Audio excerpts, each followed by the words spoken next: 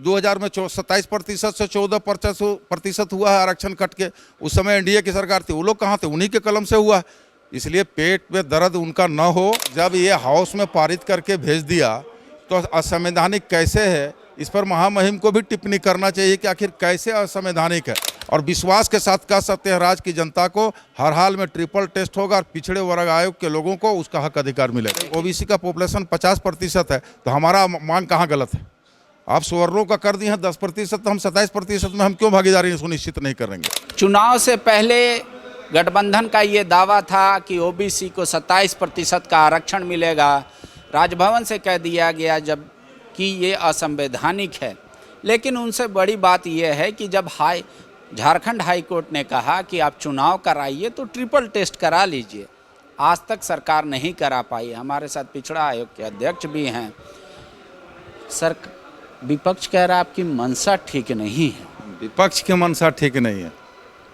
कैसे आप लोग ट्रिपल टेस्ट करा ले तो कौन रोक? नहीं, ट्रिपल टेस्ट तो हर हाल में होगा। और अब होगा कि चुनाव इतना दिन से लंबित है और वो अभी शुरुआत हो गई है, उसकी आगाज हो गई है ट्रिपल टेस्ट की। हम लोग उस दिशा में काम करना शुरू कर दिए हैं। कितना टाइम लगेगा? जानकारी के लिए बता दें कि राज्य हमारा झारखंड ही नहीं, पूरे देश में एकमात्र MP Madhya Pradesh triple test का चुनाव कराई है, दूसरा कोई स्टेट नहीं कराई है। इसलिए यह हम लोग पीछे हैं, इस बात से हम लोग इनकार करते हैं। लेकिन हम लोग गंभीर हैं, आयोग गंभीर है। हर हाल में अतिशीघ्र ट्रिपल टेस्ट होगा और इसके लिए एक कमेटी जो है हम भेज रहे हैं 6, 7, 8 तारीख को एमपी आकलन और मूल्यांकन के लिए कि भाई ट्रिपल टेस्ट हुआ हो किस आधार और क्या अहर्ता के साथ हुआ है। उसके लिए हम एक कमेटी भेज रहे हैं मध्य प्रदेश में। और आपको हम विश्वास से बता देना चाहते हैं कि अतिशीघ्र ट्रिपल टेस्ट का काम यहाँ पूरा हो जाएगा। उस दिशा में काम करना शुरू कर दिया है। आचार संहिता के दौरान भी ये किया जा सकता है? बिल्कुल, आचार संहिता के दौरान ये किया जा सकता है। आचार संहिता से इसका कोई लेना देना नहीं है, कोई प्रभाव नहीं पड़ेगा। चूँकि हम लोग तो कोई वोटिंग प्रभावित नहीं कर सकते हैं। आयोग अपना स्वतंत्र रूप से काम करेगा, केवल उसको जनगणना करना है, जनगणना के आधार पर आरक्षण तय करना। तो एक सवाल ये आ रहा है, कह रहे हैं कि ट्रिपल टेस्ट नहीं हुआ था ओबीसी का, इसलिए पंचायत के भी इलेक्शन में 10,000 सीट जो ओबीसी के लिए आरक्षित होता वो नहीं हो पाया। वर्तमान में जो निकायों का चुनाव है वो नहीं हो पाया। दूसरी बात ये कह रहा है विपक्ष कि हर स्टेट में 5 साल का उम्र में छूट दिया जाता है नौकरियों में ओबीसी को, झारखंड में 3 साल का, और पिछड़ा आयोग कुछ कर नहीं। अगर विपक्ष को पेट में दर्द है, इस बात का दर्द है, तो विपक्ष 19 साल राजनीति किया है, 19 साल सत्ता में रहा है। विपक्ष को उस समय 5 साल का आयु सीमा में छूट था, विपक्ष को याद नहीं आया था क्या?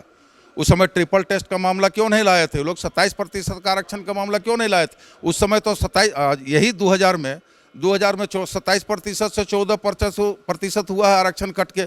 उस समय एनडीए की सरकार थी, वो लोग कहाँ थे? उन्हीं के कलम से हुआ। इसलिए पेट में दर्द उनका न हो।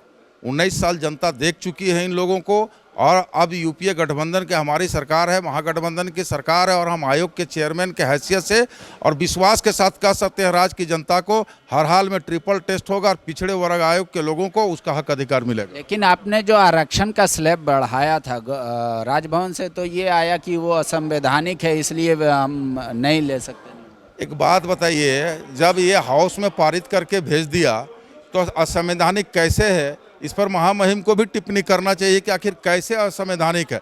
जब आबादी के अनुसार आप बता दीजिए कि 10% सवर्णों का आरक्षण तय हुआ है, हमारा ओबीसी का पॉपुलेशन 50% है, तो हमारा मांग कहाँ गलत है?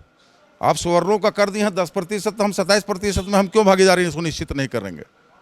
इसलिए उनकी अपनी महामहिम की अपनी व्यक्तिगत राय हो सकती है, लेकिन अगर उस बिल को वापस किए, विधेयक को वापस किए तो गलत है। हर हाल में 27% का आरक्षण ओबीसी को मिलना ही चाहिए।